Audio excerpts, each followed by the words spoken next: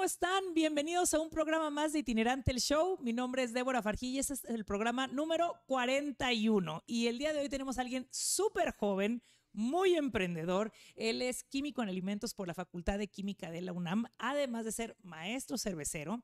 Y el día de hoy está aquí para platicarnos de la empresa que él fundó, que se llama Mataced. Es director y fundador de Mataced. Así es que le damos la más cordial bienvenida a Diego Espinosa. ¿Cómo estás? Hola, muchas gracias por tenerme aquí. Pues yo contenta porque te voy a decir algo. Este programa está hecho para las personas que se animan a dar el salto, emprender y todo lo que van encontrando en su camino. Así es que muchísimas gracias. Cuéntame cómo es que te dio por el rumbo de la química. ¿De dónde sale eso? Para estudiar química fue una historia bien interesante porque a mí siempre me gustaron muchas cosas muy diferentes. Yo tenía mucho, en esta etapa de la prepa, cuando estás escogiendo qué hacer por el resto de tu vida, a mí me costaba mucho trabajo porque me gustaba el cine, la literatura, me gustaba la gastronomía, me gustaba la física, las matemáticas, me gustaba un poco de todo.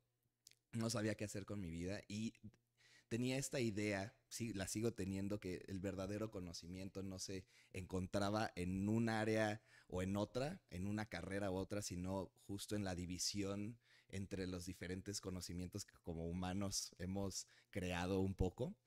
Y en mi cabeza, la división más grande de conocimiento era entre las ciencias y las humanidades, ¿no? Okay.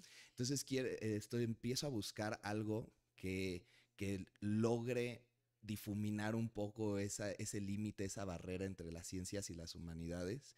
Y encontré en los alimentos, en la comida, que es una pasión mía desde siempre, encontré ahí la solución, porque no hay nada más químicamente complejo que un chocolate, pero no hay nada más humano que sentarte a comer con tus amigos, con tu familia, ¿no? Entonces, de ahí decido estudiar química y con la especialidad de alimentos para, pues, encontrar justo este mundo que me interesaba tanto. Ah, ok. Oye, y fíjate que ahorita que me quedé pensando, entonces entras directamente por el tema de la comida. Sí, Ok. sí. La comida siempre me fue como muy interesante para mí. La comida, tengo recuerdos de los típicos de las abuelitas con mi mamá cocinando. Tengo muchos recuerdos de cocinando con mi mamá y era algo que me interesaba y me disfrutaba mucho, pero nunca había tomado muy en serio como una carrera.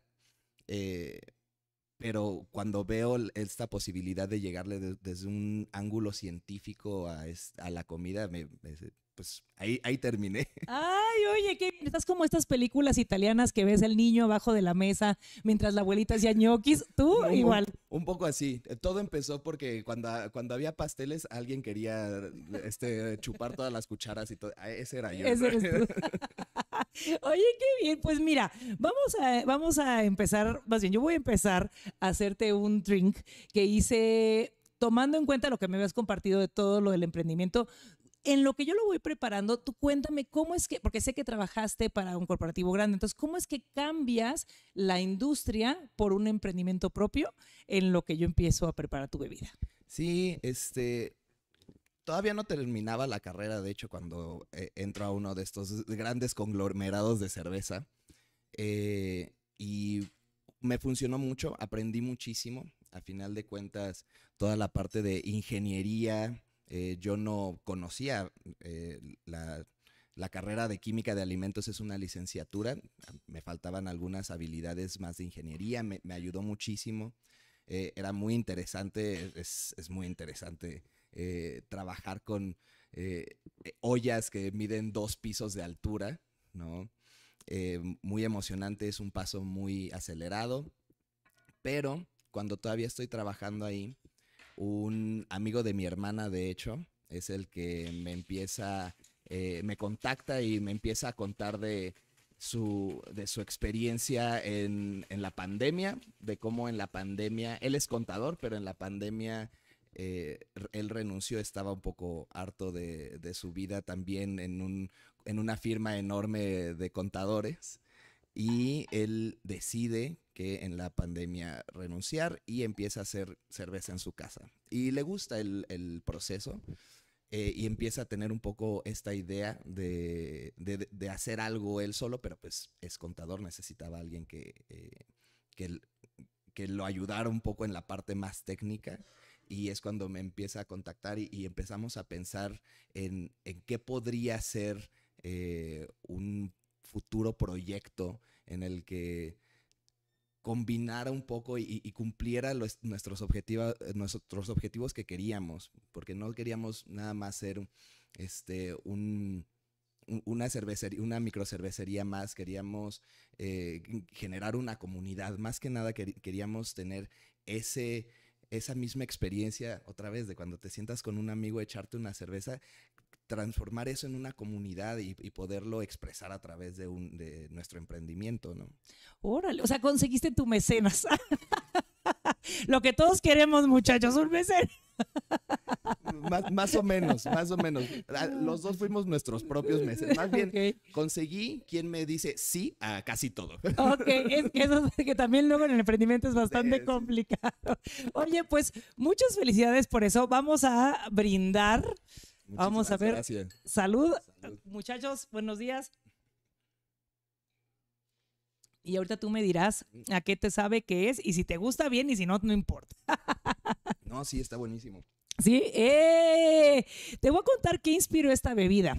¿Ok? Resulta que en la búsqueda, bueno, yo como parte de Itinerante Cocktail Lab siempre ando buscando nuevas, pues como que nuevas creaciones con diferentes frutos, con diferentes hierbas. Y leyendo encontré algo que existe, que se llama Grut o Gruit, que resulta ser que antes de que se utilizara el lúpulo para la cerveza, los monjes en Bélgica, en Francia, en Alemania incluso, utilizaban diferentes hierbas que era una mezcla secreta, ¿no? Para hacer pues para llevarlo a la cerveza. Entonces, considerando esa historia, decidí hacer tu propio gruit. ¿Puedes distinguir qué trae? ¿Qué contiene? ¿Es romero? Ajá. Es lo primero que noté, pero no sé qué otra cosa. A ver, vamos a ver. Dije, chin, Marín, experimentemos. No sé qué otra cosa. Ok, bueno, ¿y la base, el destilado, lo ubicas o no? ¿Es mezcal? No, ¿No? es gin, ¿Es gin? romero, cúrcuma, de ahí el color, y ¿cómo se llama? Y cítricos. Entonces dije, bueno, vamos a ver, dije, algo que se asemeje a las raíces de la cerveza. Pero bueno, Sí. No, está buenísimo. Peligrosamente bueno para las 8:30 de la 8:30 de la mañana. mañana, que yo siempre digo que ya en Chile es de mediodía, en Europa y en Asia ya pasó, o sea que se puede. Oye, entonces bueno, estábamos hablando que encuentras, bueno, no a tu mecenas, encuentras a tu socio, ¿no? Comienzan con eso. ¿Y cuáles han sido los retos que en el camino has venido encontrando desde que deciden pues arrancar? Pues uno es justamente el dinero, ¿no? Empezar, ninguno de los dos éramos particularmente el mecenas del otro, pero nos vamos acomodando mucho. El segundo es cómo lograr que esta idea romántica de vamos a emprender, de hacemos esto por nuestra pasión por la cerveza, que en realidad eso es el verdadero motor, ¿no? De todo el emprendimiento. Nunca hemos pensado hacer algo que no nos gusta, algo que no nos apasiona, porque emprender es muy cansado, ¿no? Sí. Emocionalmente cansado, mentalmente cansado. Entonces necesitas un buen motor, una buena energía que te esté dando energía constantemente. Y si no tienes esa pasión, no va a funcionar, ¿no? Se te va a acabar la gasolina muy rápido, ¿sí? Entonces tenía que tener esta parte, sí, claro, romántica, de nos apasiona la cerveza a los dos, es algo que disfrutamos hacer, es algo que disfrutamos compartir y creemos que nosotros podemos hacer algo en la cerveza que contribuya a la conversación y que contribuya al mundo cervecero. ¿Y cómo haces eso un negocio? ¿No? ¿Cómo haces eso sustentable y que te deje a ti también para comer y para que lo puedas seguir haciendo? Ese fue también el desarrollo de todo un modelo de negocio que fuera honesto, que fuera honesto con nosotros mismos y también con nuestros consumidores, pero que fuera sustentable. Y digamos, el tercer gran obstáculo que libramos fue uno un poco más logístico, literalmente conseguir y armar nuestro taller cervecero, porque lo que hacen la mayoría de las cervecerías hoy en día es compran toda una fábrica. Muchas veces, muchas compañías, muchas chinas sobre todo, te venden ya la fábrica completa con una cantidad estándar con una capacidad estándar. Okay. Entonces, nosotros no queríamos eso. También por el modelo de negocio y como nosotros ofrecemos productos es muy diferente y con batches mucho más pequeños, pero en vez de tener un batch muy grande, tenemos muchos muy pequeños. Okay. Eso no iba a funcionar para nosotros y tuvimos que diseñar todo nuestro taller por separado y desde cero. Y en ciertas ocasiones tuvimos que ir a Los Ángeles a comprar nada más una parte de todo de nuestro taller que va a funcionar para una parte específica del proceso y traérnoslo desde allá, desde Los Ángeles hasta acá, Ciudad de México. Ese fue un problema más logístico que otra cosa, pero bastante divertido. A final de cuentas, ir a traer un fermentador desde Los Ángeles. Okay. Pues sí, lo que tienes que ir encontrando para que arranques son esos pequeños detalles también que van a hacer que tu emprendimiento sea distinto a lo que normalmente vemos. Oye, Diego, y ahorita le diste al clavo a una de las... Tenemos aquí en el programa una sección en donde encontramos similitudes entre la bebida que se le prepara al invitado y el invitado, ya sea tanto en su persona o en su quehacer. Y la primera, pues ya le diste al clavo, hablaste de pasión, que sin pasión pues no tienes esa motivación para seguir adelante que se necesita, porque si no, como dices, a la primera cuelgas la toalla. Pero la segunda característica, y bueno, creo que lo hemos estado platicando afuera de cámaras, muchachos, es la experimentación, ¿no? Y esto lo ligo a que tú me contaste que cómo siempre estás sacando como buscando nuevos ingredientes, nuevos sabores. Cuéntame un poquito cómo la experimentación tiene que ver con lo que tú haces. Sí, en realidad lo que hace Matased y en lo que se especializa Matased, lo que nos especializamos aquí, es que nosotros hacemos batches únicos para un cliente en particular y no repetimos esa formulación. Esa cerveza o esa bebida es solo para esa persona, la hicimos una vez y nunca la vamos a volver a repetir. Entonces, eso me exige a mí como maestro cervecero estar al tanto de todas las posibilidades, ¿no? Estar al tanto de muchos diferentes ingredientes y tener mucha flexibilidad. En el mundo de la cerveza, sobre todo el mundo más purista de la cerveza, existen estos tipos de cerveza, ¿no? Y están muy bien delimitados. Hay una guía internacional de qué es cada tipo de cerveza. Creo que ahorita van en 103 tipos diferentes de cerveza. Cada uno tiene características muy específicas y a mí me gusta estar al tanto de eso para poder ignorarlo con gusto. Okay. Porque a final de cuentas, otra vez, igual que en el conocimiento, creo que las cervezas más interesantes y las que muchas veces le puede gustar más a la gente son las que están entre un tipo y otro y están difuminando un poco los límites de lo que es ese estilo, pero sin perder la esencia y la historia que lleva ese estilo, ¿no? Que muchas veces tiene una carga cultural que no podemos ignorar, como la cerveza Viena en México, irónicamente, tiene una carga cultural importante que no puedes ignorar cuando estás generando algo totalmente diferente.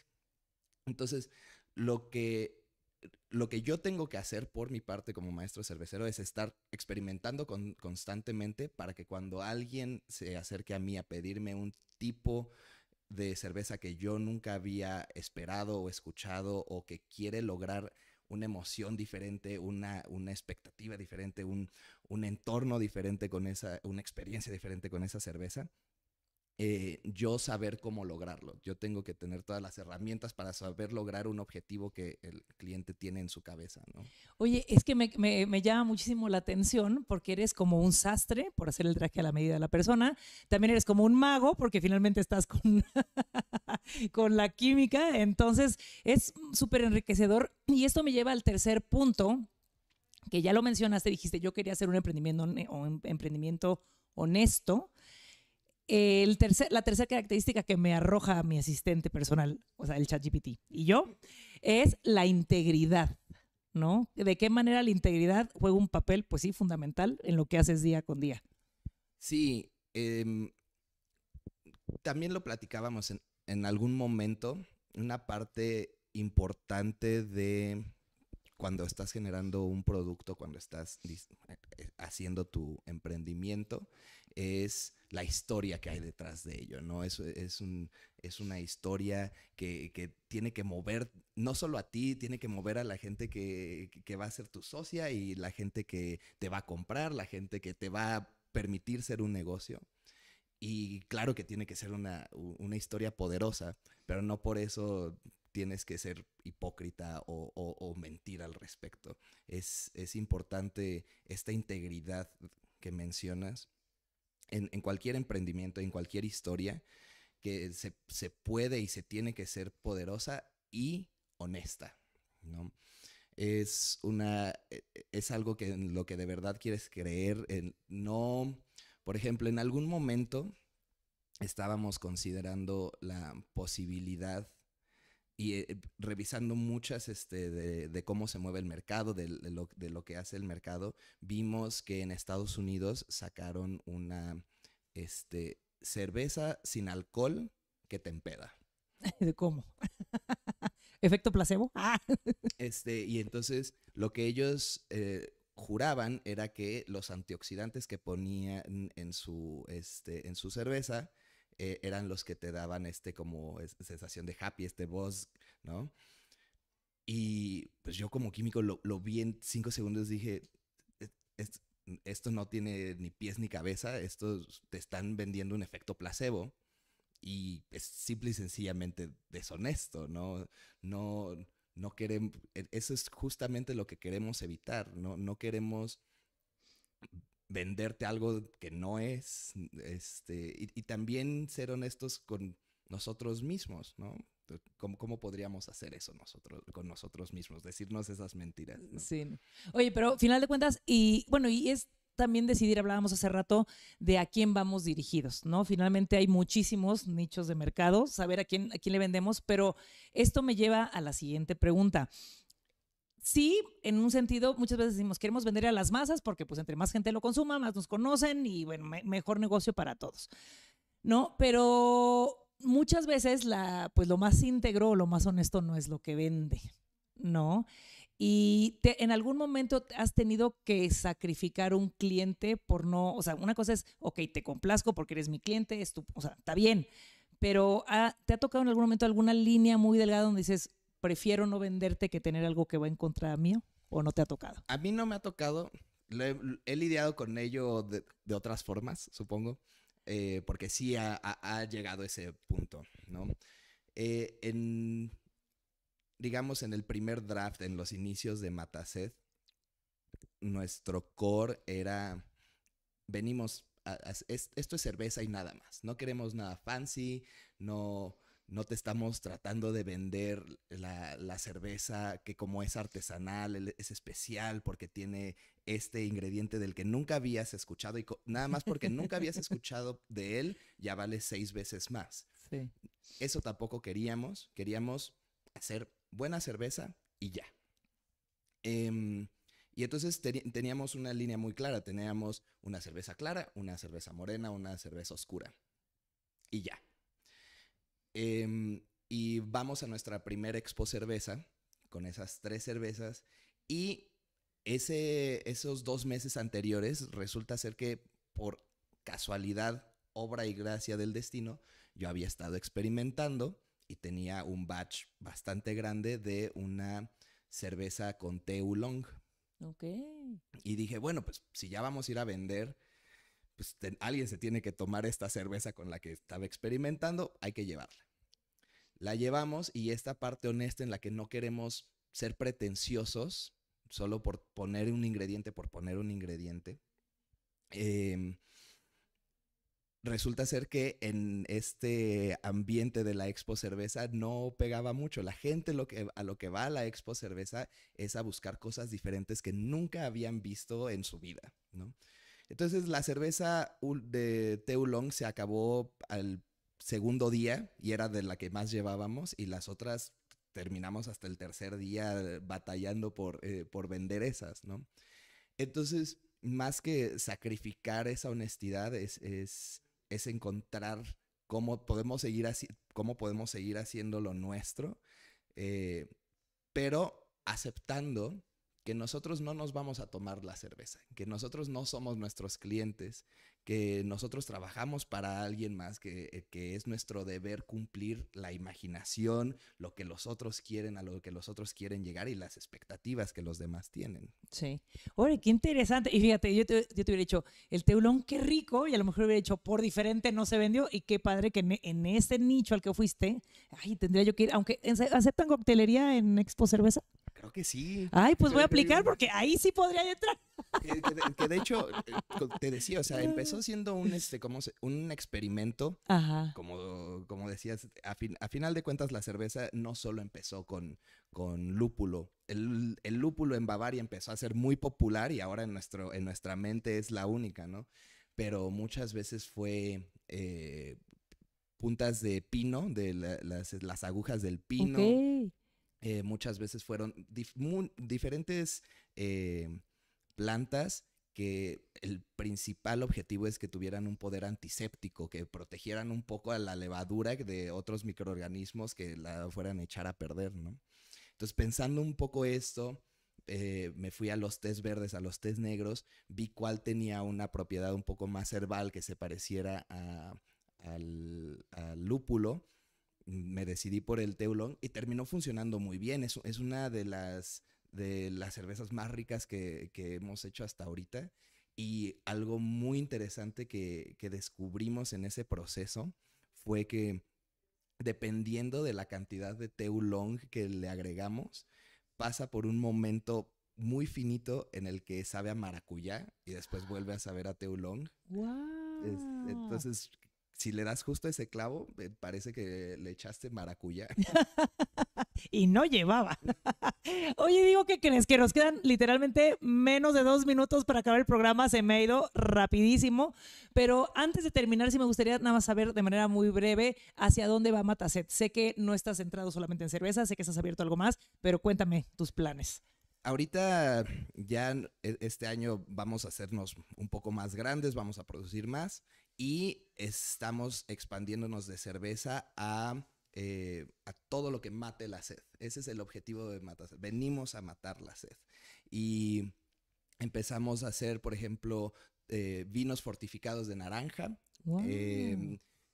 Queremos también entrarle a las bebidas de bajo contenido alcohólico, menos de 3%, e incluso a las bebidas no alcohólicas, pero que también llevan un proceso un poco más difícil dependiendo de la bebida, ¿no? Como una tuba no alcohólica, un tepache con bajo contenido alcohólico, una tepachela, ¿no? Entonces, eso que había estado tratando de borrar los límites entre cervezas, también entre cerveza y otras bebidas. Wow, oye, qué interesante. Eres de las pocas personas que integran las diferentes áreas y no nada más se quedan con lo que conocen, y eso me encanta, digo, porque obviamente tu marca, tu cerveza, pues habla no solamente de eso, sino también de ti y del trabajo que estás haciendo con tus socios. Es que muchísimas felicidades. Decirte, Diego, que quedas invitado a volver, porque en el tintero, como siempre, se me quedaron muchas preguntas, pero bueno, el tiempo luego es breve, como la vida, muchachos, así es que nos estamos viendo. Quedas bienvenido para regresar. Muchísimas gracias. Y a ustedes, muchachos, nos vemos próximo jueves en punto de las 8:30 de la mañana con un cóctel más. Que tengan un excelente día. Bye, bye.